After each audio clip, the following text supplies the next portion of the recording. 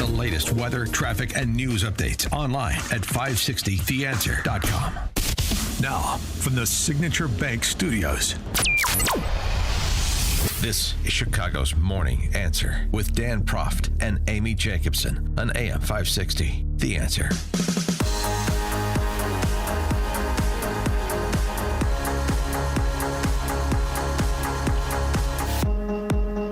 Top of the morning, Dan and Amy. So yesterday, Russian dictator Vladimir Putin offered sort of a tepid acceptance of the proposed 30-day ceasefire with Ukraine. We agree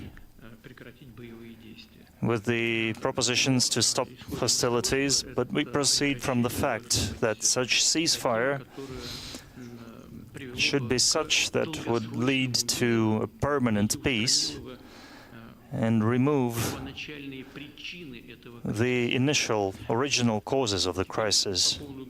And President Trump understood the hedge by hedging himself, calling what you just heard a promising statement, but... He did say that today. It was a very promising statement because other people are saying different things and you don't know if they have anything to really, if they have any meaning or, I don't know. I think some of them were making statements. I don't think they have anything to do with it.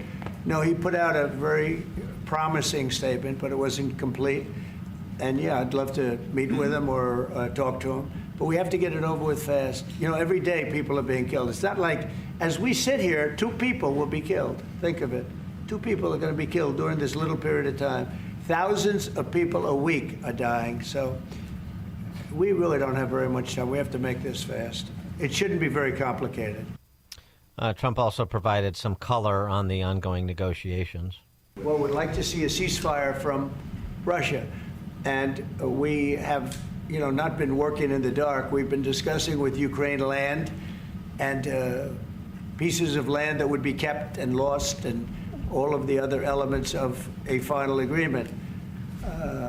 There's a power plant involved, a very big power plant involved. Who's going to get the power plant and who's going to get this and that? And so, it's not an easy process. But phase 1 is the ceasefire. A lot of the individual subjects have been discussed, though. We've been discussing concepts of land because you don't want to waste time with a ceasefire if it's not going to mean anything. So we're saying, look, this is what you can get. This is what you can't get. They discussed NATO and being in NATO, and everybody knows what the answer to that is. They've known that answer for 40 years, in all fairness. So a lot of the details of a final agreement have actually been discussed. Now we're going to see whether or not Russia's there, and if they're not, it'll be a very disappointing moment for the world. For more on this, please be joined by Daniel DePetris, fellow at Defense Priorities and a syndicated foreign affairs columnist at the Chicago Tribune and Newsweek. Daniel, thanks for joining us. Appreciate it. Good morning. Thank you for having me. What's your read on what you heard from both Putin and Trump yesterday? Yeah, ultimately, I think President Trump is right in that he wants to end this conflict as soon as possible. Ukraine's position on the battlefield is getting worse every day. It just yesterday, 2 days ago, the Russians have essentially recaptured the Kursk region, driving Ukrainians out across, or at least very close to the Russian-Ukrainian border. So Ukrainians are not in a good situation right now, and I think President Trump recognizes this, and he even blurted it out during his meeting with Volodymyr Zelensky. So, he's trying to end this conflict as soon as possible and using the leverage that he has to do it. When Putin says that they have to iron out some details, what exactly does that mean? Who's going to get what, and who's going to get what section of Ukraine? Yeah, it's that. It's also the modalities of how you actually enforce a ceasefire along, a front line that's over 1,000 kilometers long. Who's going to police the ceasefire? Who's going to make sure that the combatants are actually following it? So there's a lot of technical issues that he's bringing up. Some of them are legitimate. Some of them are probably meant to drag these negotiations along until the Russians are actually recapture Kursk. So he's trying to kind of string things along until he gets, a bigger piece of the pie, so to speak, territorially. Well, and it's interesting. He mentioned he's very specific, so they must be getting down to brass tacks. That doesn't necessarily mean they're close to a deal, but at least they're talking concretely. When he mentions a power plant, he's got to be talking about the nuclear power plant in Ukraine, the largest in Europe, that's currently under Russian control, and how that, for example, whose control that ultimately winds up in. I mean, that's the sort of thing where you're getting down to it, isn't it? Right, and the key point here is that we're actually just discussing something. I mean, the last 3 years we weren't really discussing much in terms of trying to get this conflict to a close. The Ukrainians were very hesitant to even enter a negotiation, and the Russians were kind of felt the same way in a way. So at least now we're getting to the nitty-gritty details of how do we wind this down and make sure that the killing stops in a sustainable and long-term way. But it's still a very early. We're very early in the stages here. This thing could break down within days, weeks, even months. So us on the outside analyzing this, it's very important not to kind of pop the champagne yet, because we're very early in the process. Right, and so Putin wants to talk to Trump, and Trump said he's happy to talk to Putin. Does that initial conversation or latest next conversation, I should say, does that necessarily have to include Zelensky to sort of keep things moving in the direction towards a deal, so that Zelensky doesn't get back up on his hind legs and feel like he's being cut out of the process? Yeah, I suspect the administration will probably, bring Zelensky into the discussions, and the way they've been doing this, of course, is talking to Zelensky on the one hand and then talking to Putin on the other, because right. The two men don't speak to each other directly. So Trump is really being, trying to be the intermediary here and to be as neutral as possible. You have to bring Zelensky into the process. If he doesn't like it, Trump is going to react in a very negative way, as we saw in the Oval Office several weeks ago. So, just because we bring Zelensky into the process doesn't mean that Zelensky is going to be cooperative.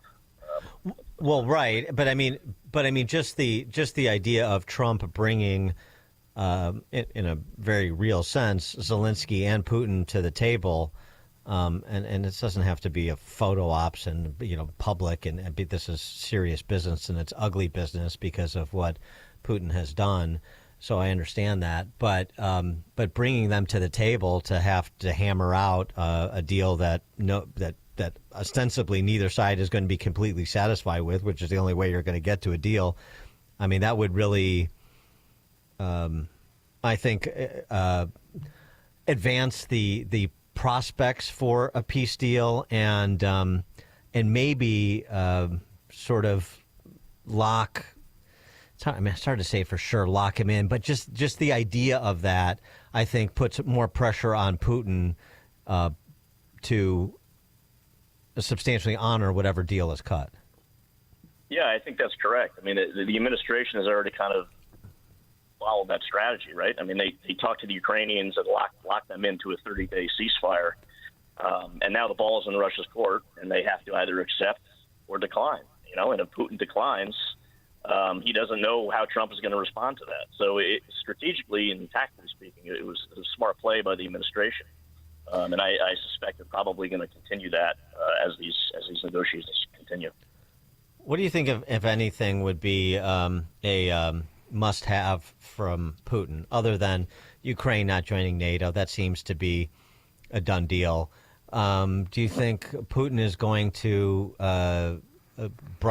more than bristle at any sort of shared mineral rights deal that puts the U.S. economic interests in Ukraine, and ultimately that sort of is a backdoor way to provide some security enhancement to Ukraine, one would think?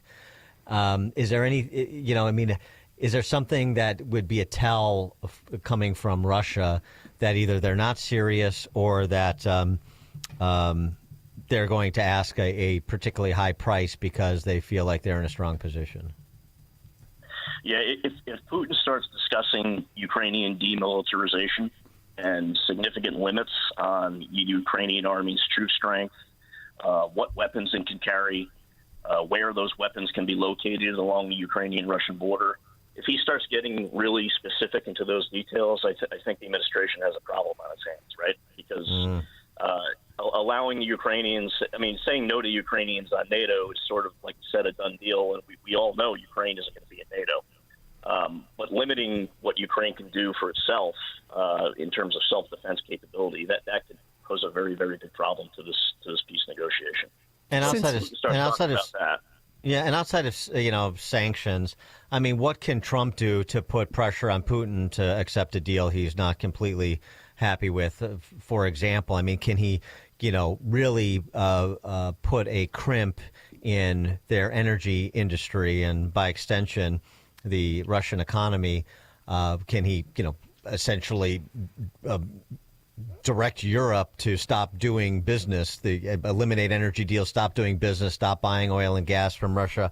I mean, is that his best play to try to hem Putin in? I think so, but the problem, of course, is that has costs on us in terms of energy needs and also the wider foreign policy considerations. And I'm specifically mentioning India here. India is a huge buyer of Russian crude oil, and they get it at a discount.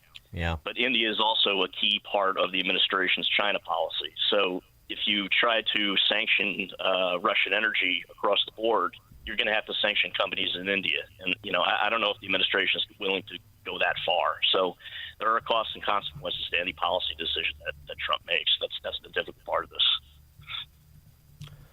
Daniel DePetris, fellow at Defense Priorities and a syndicated foreign affairs columnist at the Chicago Tribune and Newsweek. Daniel DePetris, thanks for joining us again. Appreciate it. Thank you so much. Thank you. And he joined us on our turnkey.pro answer line. Chicago is talking about. It's Chicago's Morning Answer with Dan and Amy on AM 560. The Answer. Come on with this, people. Move it! Did you really think you could make that company deliver yourself? Oh, I can